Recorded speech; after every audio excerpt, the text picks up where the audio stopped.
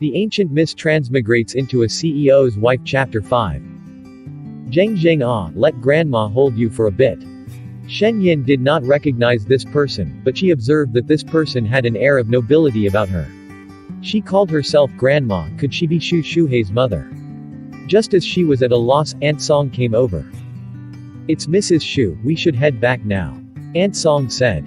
When Shuhei has time, have him come home for a meal. He hasn't been home for so long, his dad misses him. On the way back, Shen Yin wanted to ask but hesitated. Madam, you probably want to ask who she is. You didn't pay attention to these things before, so it's normal you don't recognize her. She is the young master's stepmother. Just one look and you know nothing about the young master. When the young master was very little, his mother passed away. Not long after, he brought back a woman and a 2-year-old child. That woman on the surface treated the young master very well, doing everything in the young master's best interest, but in reality, when no one was looking, she mistreated him. After the young master went to university, he moved out.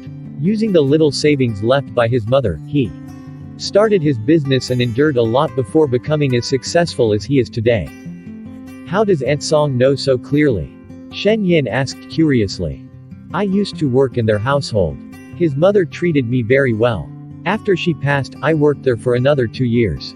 Seeing my close relationship with the young master, that woman found an excuse to dismiss me.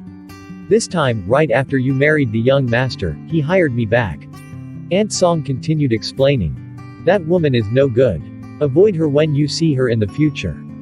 Zheng in her arms yawned and rubbed his eyes. Aunt Song smiled and said, Our Zheng is sleepy, let's head home first. That night, Shen Yin was in the kitchen, organizing the vegetables bought today, preparing to cook. When Aunt Song offered to help, Shen Yin declined. It's okay Aunt Song, just watch over Zheng. After speaking, Shen Yin continued working in the kitchen, pairing dishes and sauces. In her past life, Shen Yin was very picky about food. Her uncle had specially requested imperial chefs for her from the emperor. Later, when her stomach was spoiled by the fine cuisine, and the imperial chefs were bestowed to her uncle's estate and could no longer come to Shen Yin at the prime minister's estate, Shen Yin started following the imperial chefs to learn cooking skills. After Shen Yin returned to the prime minister's estate, she built a kitchen in her own courtyard. She pondered daily on how to eat well, reading many books about cuisines. She dared say even the imperial chefs could not cook better meals than her with a wider repertoire. Seeing the eggplants and other vegetables Aunt Song bought today, Shen Yin decided she could make a pot of braised eggplant. She cut the eggplants into cubes, diced the mushrooms, scallion stalks, and lean meat, then mixed them into the seasoned sauce. Finally, she stuffed the mixture into the eggplant cubes. She dipped each eggplant cube in egg wash, then pan-fried until golden brown before plating. She also stir-fried a home-style green vegetable dish and a cashew shrimp dish. Seeing there was still time, Shen Yin took out the chicken from the fridge she had bought earlier. After washing it, lacking some ingredients for her ideal recipe, Shen Yin tried her best to create the most delicious dish possible with the limited ingredients on hand. By the time she finished cooking this dish, the previously simmering braised pork ribs and lotus root soup was also ready. Shen Yin lifted the lid of the soup pot, and the wonderful aroma immediately filled the air. She had used her secret recipe for this soup. Xu Shuhei had just returned, and as soon as he opened the door, he could smell the fragrant aroma. He thought the chef they hired this time was really not bad. After changing his shoes, Xu Shuhei went upstairs directly to check on Zheng. Zheng had just woken up and was being carried by Aunt Song. Aunt Song, where did you find the cook for the kitchen this time? I could smell the fragrance as soon as I entered the door. Xu Shuhei took Zheng from Aunt Song's arms. Master, it was the mistress who cooked. Xu Shuhei was really shocked to hear this. I was going to hire someone, but the mistress said she could do it herself and it would be more reassuring. Aunt Song continued explaining. Going downstairs, the dining table was already set with the dishes: braised eggplant, cashew shrimp, garlic sautéed greens, soy sauce chicken, and pork ribs lotus root soup. When Xu Shuhei took the first bite of eggplant, Shen Yin immediately watched his expression. As expected, Shen Yin knew her cooking skills could win over many. Shen Yin, let's still hire a cook, auntie. Xu Shuhei spoke first. What, is my cooking not delicious? That's not possible. Shen Yin immediately took a piece of eggplant herself. No problem, very delicious. Here Zhang Zhang, eat more. He took a piece of eggplant and fed Zhang Zhang. It's not that, it's very delicious, but doing all the cooking yourself will be tiring. It's fine, only shopping for groceries is a bit troublesome. I'm not too familiar with buying vegetables. Xu Shuhei thought for a moment. From now on, write down what you want to buy, and I'll have someone purchase it. Okay. Aunt Song, let me cook the rice from now on. After eating, can you teach me how to use the rice cooker? After Shen Yin spoke these words, both Xu Shuhei and Aunt Song didn't know how to respond. If they said she knew how to cook, she didn't know how to use anything and was learning as they went. If they said she didn't know how to cook, these delicious dishes were right in front of them on the table.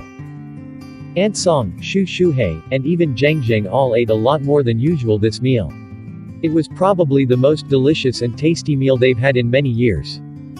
They were simple, ordinary dishes, yet incredibly delicious. The meals made by those Michelin-starred chefs couldn't compare in flavor to this meal.